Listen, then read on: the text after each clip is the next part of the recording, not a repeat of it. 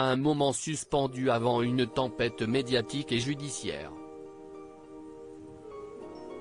En janvier dernier, Fanny Agostini portait plainte contre Jean-Jacques Bourdin pour tentative d'agression sexuelle, pour des faits remontant à 2013.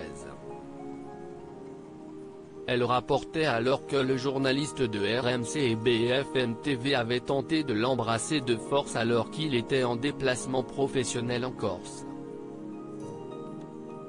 On suivit par la suite, entre septembre 2014 et le printemps 2015, de nombreux messages à connotation sexuelle, dont l'un d'eux a été consulté par Mediapart. « Tu me tentes tous les matins.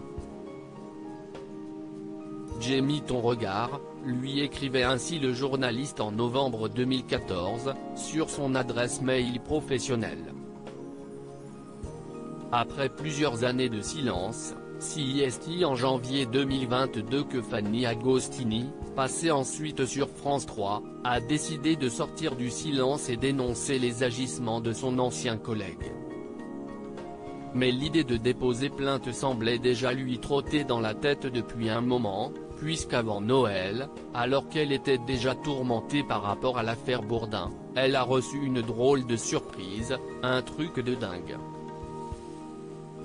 Dans les colonnes de Libération, qui lui consacrent un portrait, mardi 22 mars, la journaliste se souvient avoir reçu un message du protocole de l'Élysée qui lui demandait de les rappeler.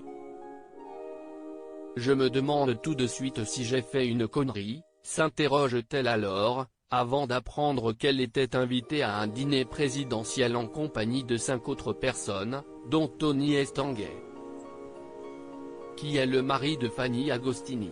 Un dîner qui n'avait donc rien à voir avec la plainte qu'elle allait déposer quelques semaines plus tard contre Jean-Jacques Bourdin, mais qui semble lui avoir suffi pour changer d'avis à propos d'Emmanuel Macron. Le président est détesté, mais si chaque citoyen pouvait le rencontrer, il changerait d'avis, a affirmé celle qui vit désormais à la Bourboule dans le Puy-de-Dôme avec son mari Henri Land et leur fils Darwin. Loading Widget.